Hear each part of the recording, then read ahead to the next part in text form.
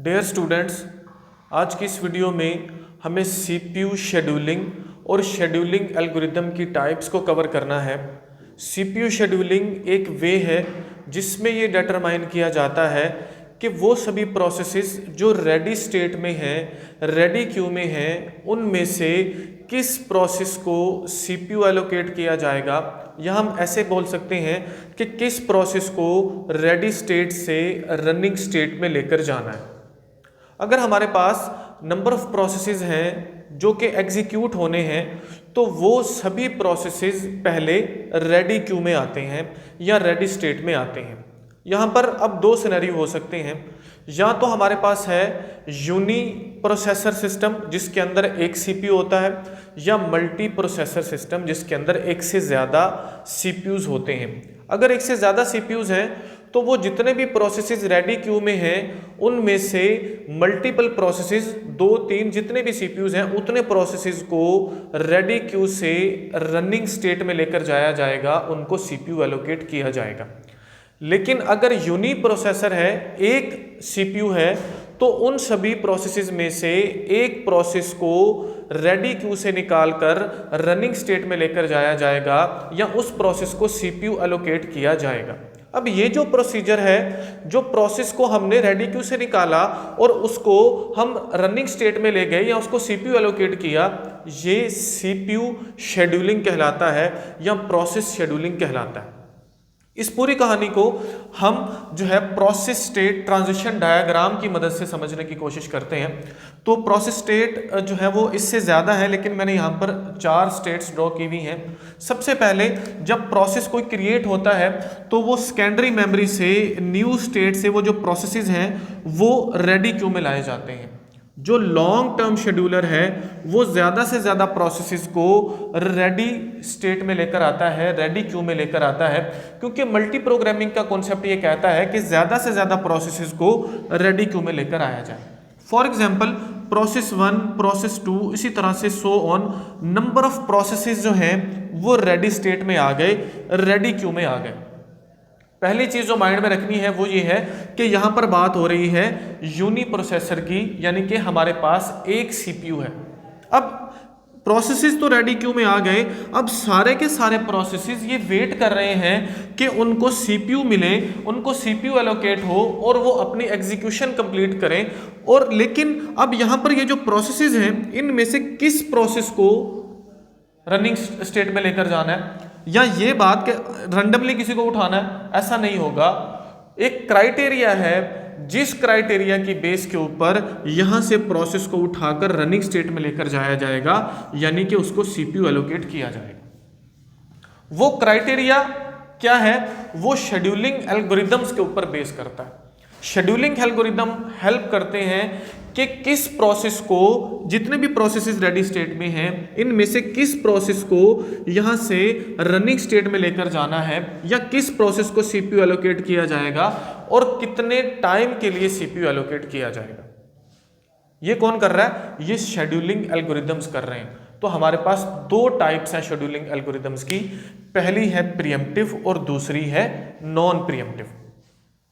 अब प्रीएम्प्टिव क्या है और नॉन प्रीएम्प्टिव क्या है, इसको हम इस प्रोसेस स्टेट डायग्राम से समझने की कोशिश करते हैं। तो सबसे पहले बात करते हैं प्रीएम्प्टिव की। फॉर एग्जांपल हमारे पास ये जो प्रोसेसेस हैं P1 से Pn तक, नंबर ऑफ प्रोसेसेस ये आ गए रेडी स्टेट में। तो प्रीएम्प्टिव में कुछ ऐसा होगा, एक प्रोसेस P1 जिसको सीपीयू एलोकेट कर दिया गया वो आ गया रनिंग स्टेट में। अब वो प्रोसेस एग्जीक्यूट हो रहा था, तो क्या होगा, यहां पर उस प्रोसेस को स्टॉप कर दिया जाएगा और उसको भेज दिया जाएगा वापस रेडी क्यू में, और दूसरा प्रोसेस जो कि P2 है उसको रनिंग स्टेट में ले आया जाएगा, उसको सीपीयू एलोकेट कर दिया जाएगा। यानी कि एक प्रोसेस जिसको सीपीयू मिला, अभी वो चल रहा था, उसने अपनी एग्जीक्यूशन कंप्लीट नहीं की थी, उसको पॉज कर दिया, उसको वापस भेज दिया रेडी स्टेट में, और दूसरे प्रोसेस को उठाया, उसको सीपीयू मिल गया, वो एग्जीक्यूट होना शुरू हो गया। उसको बीच में पॉज कर दिया, प्रीएम्प्ट कर दिया वापस रेडी स्टेट में, और अगला प्रोसेस आया, उसको सीपीयू मिल गया। ये है प्रीएम्प्टिव। और नॉन प्रीएम्प्टिव क्या है? अब ये किस वजह से ऐसा हो रहा है इसको हम फर्दर डिस्कस करते हैं। उसके बाद अगला जो हमारे पास दूसरी टाइप है वो है नॉन प्रीएम्प्टिव। नॉन प्रीएम्प्टिव में ऐसा होगा कि फॉर एग्जांपल प्रोसेस 1 उसको सीपीयू मिला, वो आ गया रनिंग स्टेट में, वो अपनी सारी इंस्ट्रक्शन को एग्जीक्यूट करेगा और कंप्लीट होने के बाद टर्मिनेट हो जाएगा। अगला प्रोसेस आएगा, वो अपनी सारी जो इंस्ट्रक्शंस हैं वो उसकी चलेंगी, वो एग्जीक्यूट होगा और वो टर्मिनेट हो जाएगा। नॉन प्रीएम्पशन के अंदर किसी प्रोसेस को फोर्सफुली वापस रेडी क्यू में नहीं भेजा जाएगा, बल्कि वो आएगा अपनी सारी इंस्ट्रक्शंस को रन करेगा और टर्मिनेट हो जाएगा। प्रीएम्पशन के अंदर ये जो प्रीएम्प्टिव का केस है, इसके अंदर किसी भी प्रोसेस को फोर्सफुली स्टॉप करके पास करके वापस भेज दिया जाता है रेडी स्टेट में और दूसरे प्रोसेस को लेकर आया जाता है सीपीयू में और उसको एग्जीक्यूट किया जाता है। फिर उसको भी पास कर दिया जाता है, वापस भेजा जाता है रेडी स्टेट में और अगले प्रोसेस को लेकर आया जाता है और उसको एग्जीक्यूट किया जाता है। अब बात ये आती है, क्वेश्चन ये माइंड में आता है कि यहां पर किसी प्रोसेस को दरमियान में फोर्सफुली रोककर वापस भेजने का क्या रीजन है, क्या मकसद है? तो यहां पर इसकी दो रीजंस हो सकती हैं। सबसे पहली रीजन है टाइम क्वांटम। सबसे पहली रीजन है टाइम क्वांटम, ठीक है जी। अब टाइम क्वांटम क्या है? टाइम क्वांटम के अंदर ऐसा होता है कि सीपीयू किसी भी प्रोसेस को एक स्पेसिफिक यूनिट ऑफ टाइम के लिए एग्जीक्यूट करता है, उसके बाद सीपीयू प्रीएम्प्ट हो जाता है और दूसरे प्रोसेस को ले आता है। जिसको पहले एग्जीक्यूट कर रहा था उसको वापस भेज देता है रेडी स्टेट में। अगर तो उसी टाइम के अंदर वो प्रोसेस एग्जीक्यूट हो गया तो हो गया, वो कंप्लीट हो जाएगा, टर्मिनेट हो जाएगा। अगर अभी उसका टाइम बचा हुआ है, उसका बर्स्ट टाइम अभी कंप्लीट नहीं हुआ, तो वापस कहां पर आ जाएगा? वो रेडी स्टेट में आ जाएगा।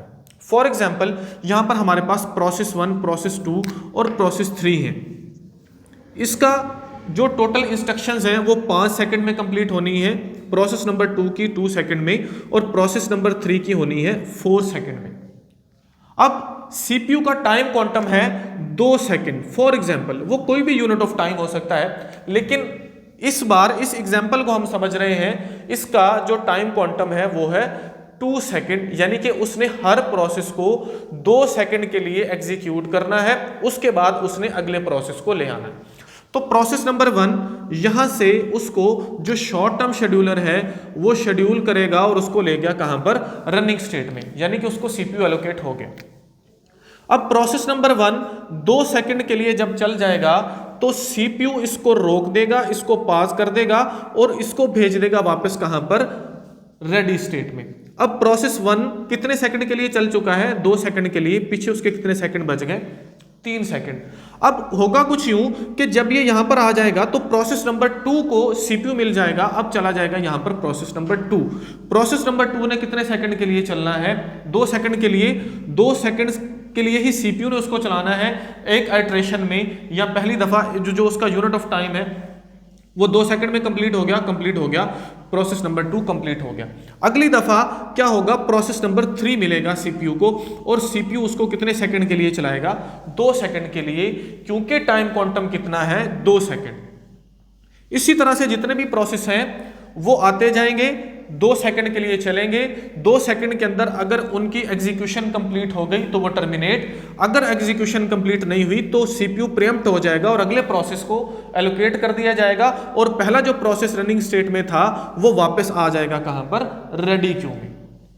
पहली रीजन टाइम क्वांटम, दूसरी रीजन प्रायोरिटी। इसके अलावा क्या हो सकता है? प्रायोरिटी वजह हो सकती है कि सीपीयू जो है वो प्रीएम्प्ट हो। अब प्रायोरिटी क्या है? फॉर एग्जाम्पल प्रोसेस नंबर 1, 2, 3 ये सारे यहाँ पर हमारे पास मौजूद हैं।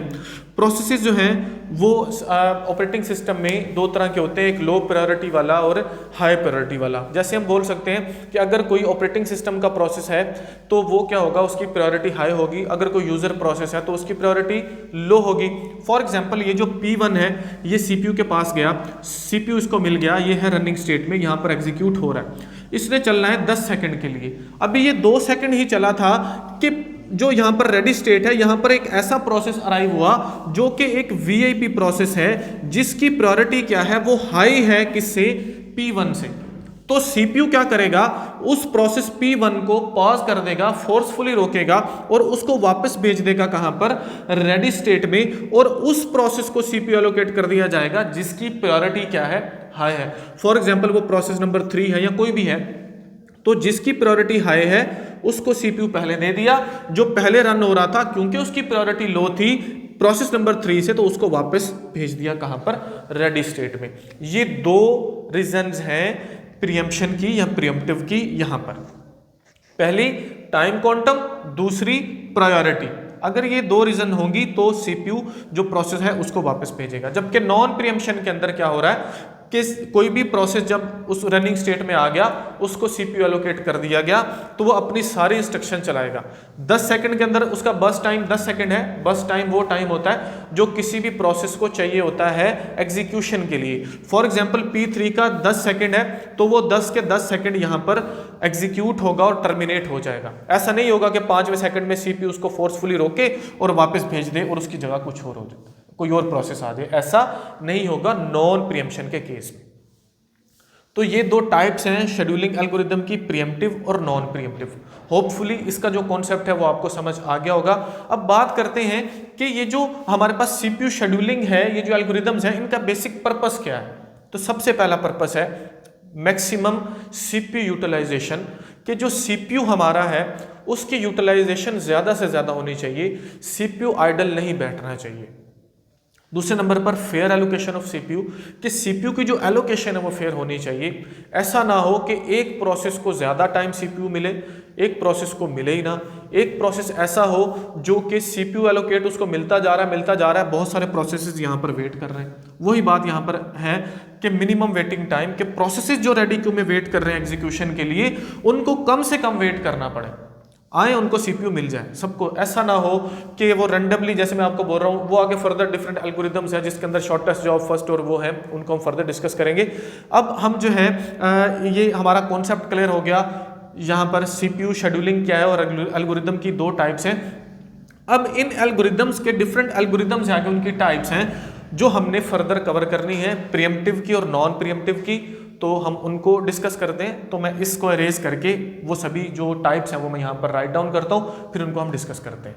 शेड्यूलिंग एल्गोरिदम में जो प्रीएम्प्टिव इसकी टाइप है, उसके जो शेड्यूलिंग एल्गोरिदम्स हैं उनमें सबसे पहले है shortest remaining time first, SRTF, या इसको shortest job first with preemption भी बोला जाता है। उसके बाद हमारे पास है longest remaining time first, LRTF।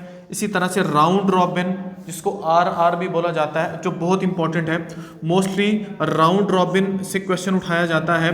Shortest remaining time first से क्वेश्चन उठाया जाता है, और फर्स्ट कम फर्स्ट सर्व, जो कि सबसे पहला हमारे पास होता है, यहाँ से क्वेश्चन उठाया जाता है। अब उसके बाद है प्रायोरिटी बेस्ड शेड्यूलिंग एल्गोरिदम। इसी तरह से नॉन प्रीएम्प्टिव में हमारे पास फर्स्ट कम फर्स्ट सर्व, जिसको FCFS बोला जाता है, ये शेड्यूलिंग एल्गोरिदम है। शॉर्टेस्ट जॉब फर्स्ट, SJF जिसको बोलते हैं। लॉन्गेस्ट जॉब फर्स्ट, जिसको LJF बोलते हैं। उसके अलावा HRRN, जो कि है हाईएस्ट रिस्पॉन्स रेशो नेक्स्ट, ये है। इसके अलावा multi level queue scheduling algorithm है। उसके साथ साथ multi level Q feedback scheduling algorithms हैं, इनको हम फर्दर डिस्कस करेंगे। तो ये सारे जो शेड्यूलिंग एल्गोरिदम्स हैं, इनको 1 बाय 1 हमने डिस्कस करना है, इनके न्यूमेरिकल को कवर करना है फर्दर लेक्चर्स में। तो उम्मीद करता हूँ सीपीयू शेड्यूलिंग का, शेड्यूलिंग एल्गोरिदम की टाइप्स का जो कॉन्सेप्ट है वो क्लियर हो गया होगा। अगर वीडियो आपके लिए हेल्पफुल है तो इसको दूसरों के साथ शेयर ज़रूर कीजिए, चैनल को सब्सक्राइब ज़रूर कीजिए और वीडियो को लाइक ज़रूर कीजिए। मिलते हैं नेक्स्ट लेक्चर में। Thank you so much.